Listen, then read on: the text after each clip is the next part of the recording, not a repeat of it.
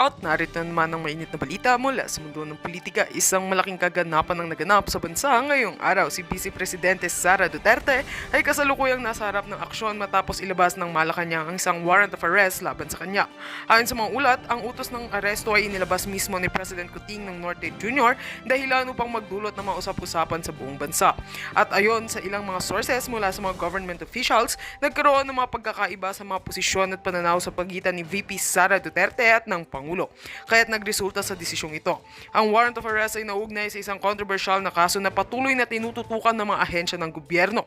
Sa kabila ng mga lingaw na nag-uugnay sa politika sa kasong ito, walang malinaw na pahayag mula sa Malacanang kung anong partikular na kaso ang nagudyok sa warrant of arrest. Subalit, may mga nagsasabing ito ay kaugnay ng mga isyu sa pamamahagi ng mga pondo at mga hindi pagkakasunduan sa mga proyekto ng gobyerno. Ang mga legal na eksperto ay nagsasabi na ang warrant of arrest ay isang seryosong hakbang at maaari itong magdulot ng malalaking pagbabago sa politika ng bansa. Ang tanong ngayon ay kung ano ang magiging reaksyon ni VP Sara Duterte at paano ito makakaapekto sa kanyang mga opisyal na tungkulin sa gobyerno. Maraming mga taga-suporta ni Vice Presidente Duterte ang nagpaabot ng kanilang suporta at tinutuligsa ang hakbang na ito ng Malacanang. Ayon sa mga kritiko, ito raw ay isang pang-atake sa kanilang leader at isang paraan ng pagpapakita ng lakas ng Administrasyong Marcos. Sa kabilang banda, may mga nagsasabi na ito rin ay isang pagkakataon upang mapag-usapan ng mga isyu ng pananagutan sa gobyerno at patibayin ng tiwala ng publiko sa mga institusyon ng bansa. Ang buong bansa ay naghihintay kung paano magaganap ang mga susunod na hakbang at kung paano ito maapektuhan ang politika at mga plano ng Administrasyong Marcos. Hanggang sa ngayon, patuloy nagsasagawa ng mga investigasyon ng mga otoridad at inaasahan ang isang formal na pahayag mula kay VP Sara Duterte. Manatili lamang kayo nakatutok sa aming mga susunod na ulat para sa mga karagdagang detalye. At heto nga mga balitang ating pagkakatutukan at kung bago ka pa lamang sa aking channel ay huwag kakalimutang mag-like, share and subscribe para updated ka sa aming mga bagong balita dito sa Tatak Pinas.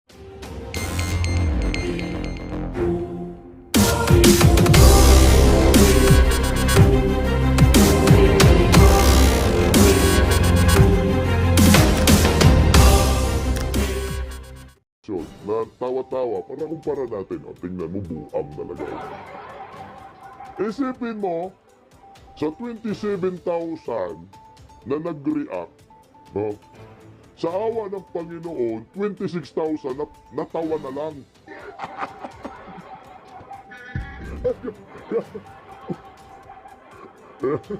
Bawa natin kundi yan. Buang man yan. So pinagluloko nila sarili nila. May papuso-puso yung puso. O ibig sabihin, yan talaga, loyalista talaga na puso man. 294. Paano ang maniniwala sa survey ninyo? Dyan sa post na nga lang, 26,000? Grabing halakhak sa tawa. Yung nagkagusto, 1,000, putang ina, wala pa sa kalingkingan. 294. May nakasimangot pa.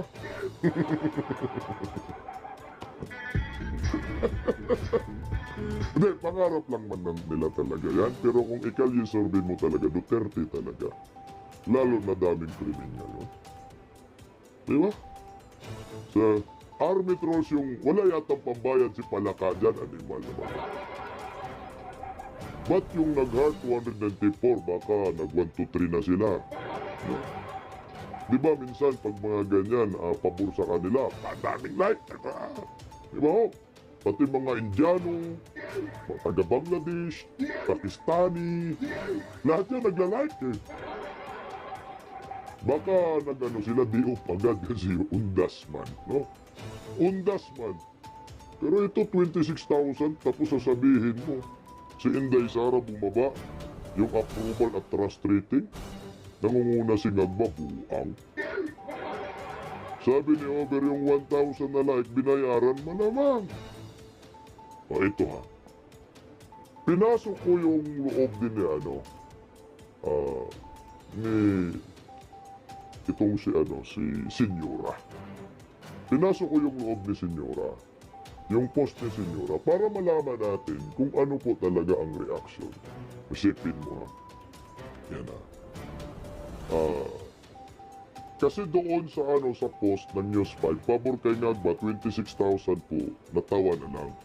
So, ibig sabihin, hindi naniniwala sa survey. Pero tingnan mo kay Senyora. O, tingnan nyo ha. Yung post ni Senyora, may 6.8 million followers. Tingnan natin kunti na lumabas yung reaction. Tingnan mo yan. 307,000 plus yung reaction, walang nakasimangot, walang tumatawa.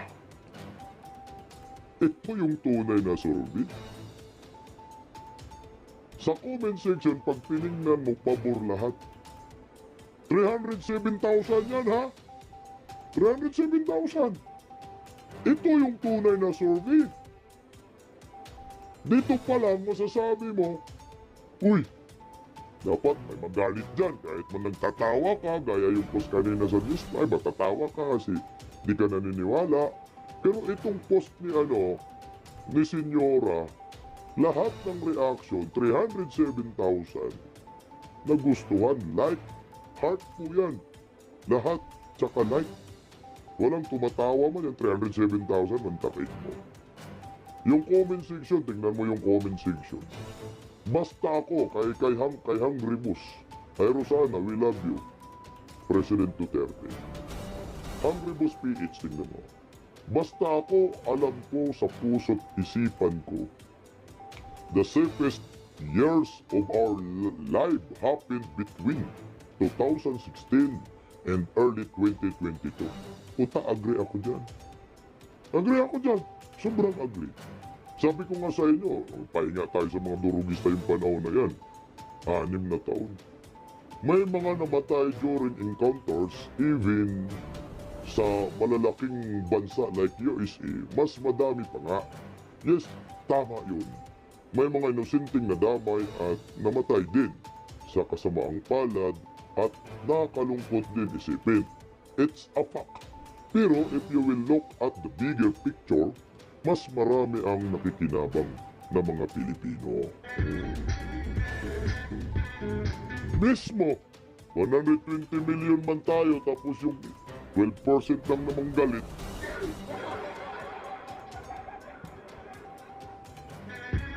Ito yung sinasabi kong tunay na survey. Tunay na pulso ng bayan. Tunay na nangyayari sa ating bansa at sentimiento ng maraming Pilipino. Hindi yung sentimento, nyo pa, hindi yung sentimento ng mga galit sa mga Duterte na nagmistulang mga drug protector. Senyora, we love you, PRRD, Duterte pa rin, Duterte, Duterte. Saan natapang ni Senyora dito, no? Ano mo, 6.8 million yan followers ha. Ano mo yung mga comment section guys. Ayan, tingnan mo sa comment na yan. Duterte, Duterte, ako natuwa ako kasi hindi ito bumitaw. Itong si Senyora since 2016 Sabi ni Edgar, lahat ng kilala ko dati na addict tumigil sa panahon ni Pangulong Duterte. At nagbagong buhay pero ngayon, nakakalungkot. Nakakalungkot lang yung iba, bumalik na naman sa gawain. Oo, hindi perpekto ang kanyang war drugs dahil may nadadamay at madadamay talaga ang inosente na gawa ng iilang kupal na pulis. Normal kasi yan, collateral damage kasi. Ito naman, Bintong, super agree tayo dyan, Senyora, Daniko. Ngayon, malalakas na naman ang loob ng mga mahilig magpuwil. Nagpupuwil nga noon, nagpapile na ngayon ng siusi. Sabi ni Arlene, we need a president with traits of former President Duterte. Mismo. Mario, hindi nababayaran yan si Senyora. Hindi talaga nababayaran yan. Yan may prinsipyo. Tingnan niyo po. Ako sa akin, malaking bagay po itong mga post kagaya nito ni Senyora kasi alam naman natin na pinutakte ang mga Duterte at alam naman natin yung mainstream media yung mainstream media ay kalaban talaga ng mga Duterte mula noon hanggang ngayon. Tingnan mo. Ulitin lang natin yung kay Arlene. We need a president with traits of a former President Duterte and wisdom of late Madam Miriam Defensor Santiago, praying for our country to have good leaders who can diminish this endless dilemma. Inday Sara siguro pwede. Si Inday Sara talaga, o next na Inday or si Basti. Sabi ni Jeremy Jaico, nung si Digong ang nakaupong president, talagang ramdam mo na presidente siya mismo. Ramdam mo talaga na presidente siya. Hindi kagaya ka, hindi mo ramdam ang presidente. Tingnan mo Kahit ako ba naman dinis, sino bang hindi susuporta sa isang Rodrigo Roa Duterte na alam mo naman na ramdam natin yung kanyang pagiging tatay ng lipunan. Meron pa akong epli na video, wag masyadong magsiiyakan Undas pa naman. Ipapakita lang po natin kasi maraming salamat Senyora dahil sumuporta ka pa rin kay Tatay Digong. Hindi ka nagpabili ng inyong prinsipyo kahit yung iba nabili na ang kanilang prinsipyo. Nandito pa rin tayo. Panoorin po natin mga kabisda.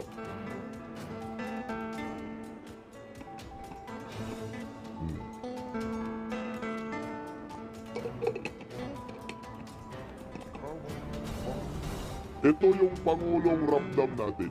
Para sa pagbabago Ang Pangulong tunay na may malasakit sa walaan, bayan ko na natrato. mabilis ang respondi sa bayan,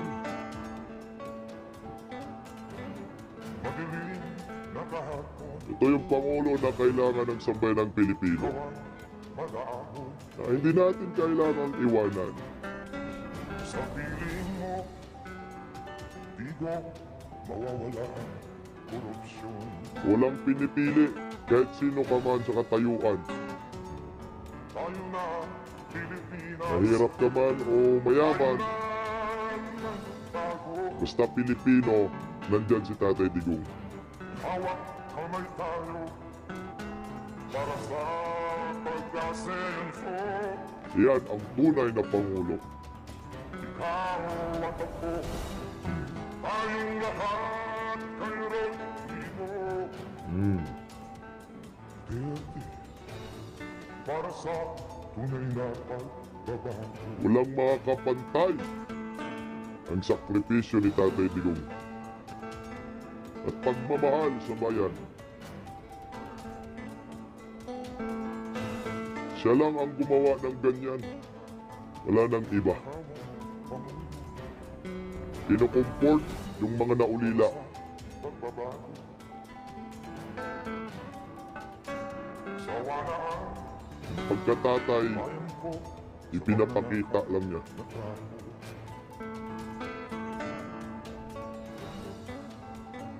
Madilim na kahapon, Ayan.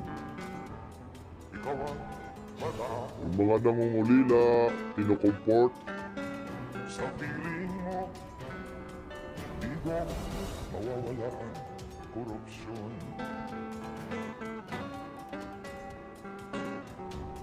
Tayo na Pilipinas, tayo na magbago. hawak kamay tayo para sa Pag-asenso, Ikaw at ako, tayong lahat kay Rodrigo Duterte, para sa tunay na pagbabago.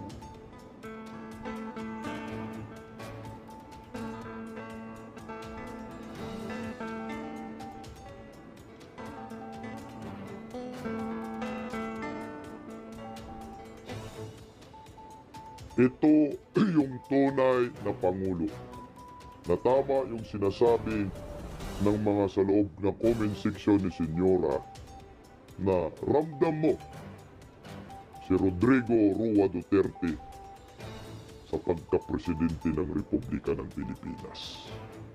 Batangas po yan, maraming namatay. Hanggang ngayon, yung Pangulong nakaupo ngayon sa awa ng Panginoon, hindi nakaalala. Kaya nga sabi ko nga sa inyo, deserve ni Rodrigo Roa Duterte na suportahan at ipaglaban laban sa mga durugista, laban sa mga sindikato, laban sa mga oligarkiya na siya ang kontrarya ngayon, laban sa mga politikong galit sa kanya. Ito yung sinabi ko sa inyo. Si Tatay Digong hindi plastic. Si Tatay Digong ay tunay na matapang at malasakit at hindi yan kumakambyo. Talagang diretso yan, walang atrasan yan. At kailanman hindi na binabawi yung mga sinasabi niya. Sabi ni Ani, humahalik talaga yan si Tatay Digong sa mga kabaong kahit noon mayor pa siya, proud na bawin niya. Sheila, si Tatay ng aking Pangulo hanggang ngayon. Mark Joseph Duterte pa rin kami forever. Sani, walang makapantay kay PRRD, the best of all time, President sa bansang Pilipinas. Tatay Digong may puso, tunay na may malasakit at mahirap mabuhay ka po. Jerry Ayan, wala talagang makapantay kay PRRD maliwan kay BP Sara. Lay Aguilar, nakakayak ang pagmamahal at malasakit ni Tatay Digong kahit hindi na pres, pero still ang pagmamahal niya sa taong bayan. Stanley Manalo, tigasin ako bistak pero di ko mapigilang tumulo ang luha ko. Kay Service, sa lahat ng kabutihan na ginawa ni PRRD ngayon, ginagawa lahat para mapasama siya. Tama. Ano mo? Bilis ng comment si Bria.